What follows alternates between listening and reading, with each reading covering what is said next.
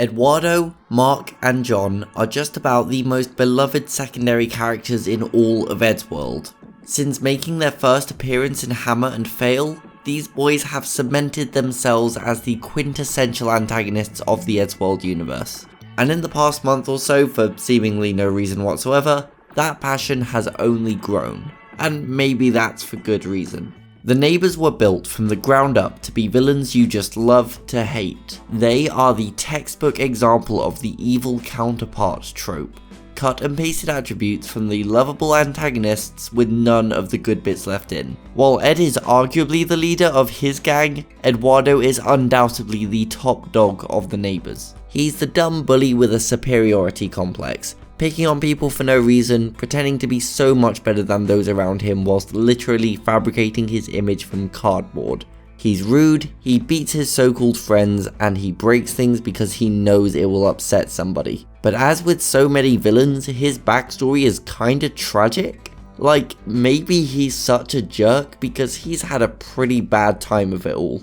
It was retconned in the Eddsworld Legacy that the two groups of boys actually went to primary school together. It's worth noting that the main boys in this shot are mostly sitting at the same table, but Mark and John are sitting at opposite ends of the classroom, so the Neighbours probably weren't even friends at this point. Eduardo is at the front displaying genuine talent, skill, dedication and pride in the painting that he did for his class's art contest. But then Ed over here, who had clearly forgotten the assignment, drew up this thing in all of 5 seconds and was given first place right on the spot for some reason. So Eduardo worked his hardest for success and was still bested by somebody who barely had to try. That's gotta hurt.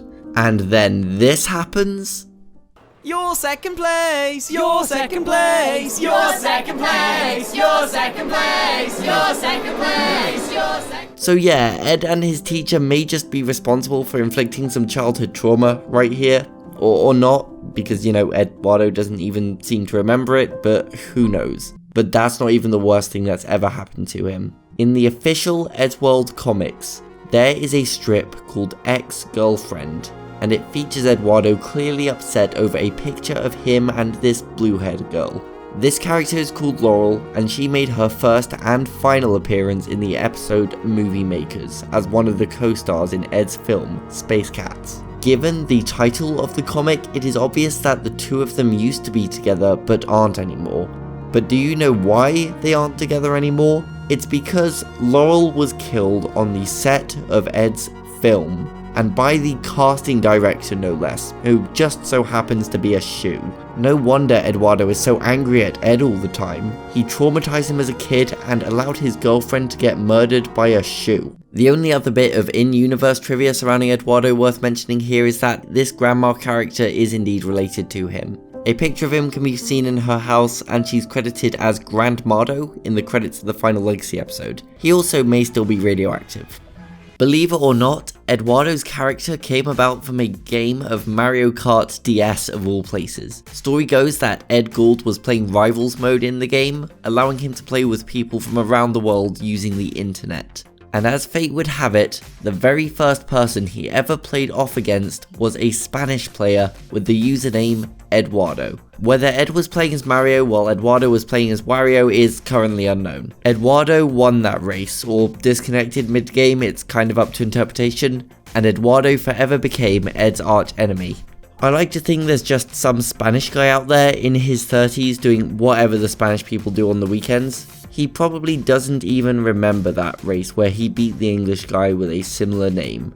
And I'll bet that he has no idea that he inspired a character in a world famous cartoon. The real Eduardo may just be out there and he doesn't even know it. Despite the name and origin, Eduardo has famously had 2 voice actors and neither of them are Spanish. Chris O'Neill was his voice actor in Hammer and Fail, while Brock Baker replaced him throughout the Legacy and up to now. Okay, we've just spent a lot of time talking about Eduardo, but he's only 1/3 of this terrible trio. John is the analogue of Tom, and he's clearly little more than a punching bag to Eduardo. He's just as mean to the boys as the others are, but I think his slightly dim nature is what makes him such a fan favourite. It doesn't hurt that he's voiced by the hilarious and talented Eddie Boley. Eddie is probably most famous for his work with Tom Scar, who you may or may not be familiar with, but he also runs the fantastic Headache YouTube channel, which I'm sure anyone who likes my videos would find some enjoyment out of. Genuinely, this guy managed to be part of 3 or 4 of my favourite channels, and I hadn't even really appreciated that until now. Though John's never had a major role in any particular episode outside of Lunatics, but we'll get to that, he is probably at his most important in the end. In part 1 he's subject to the usual Eduardo abuse, but in part 2 he actually does die at the hands of Tord, acting as the fake out for Tom. These characters have indeed died in the past, but since this ghostly appearance in the closing moments of the legacy, he's never been seen again. This probably goes some way to explaining why Eduardo is so upset in the Beaster Bunny. And then there's Mark, and oh boy, what to say about Mark. No, really, I need something to say about this guy and I've got nothing. Well, by sheer process of elimination, you can probably work out that this is Matt's analog, and like the other two, he's a stuck-up bully who thinks he is so much better than you. He's probably worse than Eduardo in that aspect. He can actually be seen throughout Funded, blending in with the zombie apocalypse, covered in blood and holding his bags of shopping. It's also worth noting that after his house was destroyed, he wasn't seen at any point afterwards in the end. Some even theorized that he might have perished in the explosion, but luckily for him, he's around in the Beaster Bunny comforting Eduardo.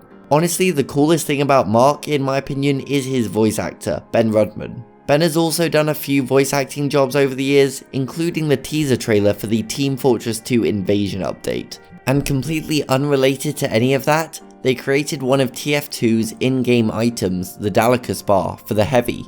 TF2 is actually my favourite game, and though I don't really play Heavy, I do like to use this item whenever I do, and now I have a little more appreciation for it. Come to think of it, I'm pretty sure the first strange item I ever got my hands on was a strange Dalacus bar, funnily enough. Also, and I might be misunderstanding how fan wikis work here, so don't take my word for it, but if I understand correctly, then Ben also uploaded this image of the Tommy Bear to the wiki, and it's still there to this day. And if you didn't already know, this was the image I used as my channel's profile picture for about 5 years. I know it was just a cropped screenshot of an existing episode, but in a weird way, Ben may have inadvertently played a small role in shaping the internet identity that got me where I am today, so that is kinda nice. So all 3 boys have pretty awesome voice actors, but there is another. There is one other neighbour who does not have a voice.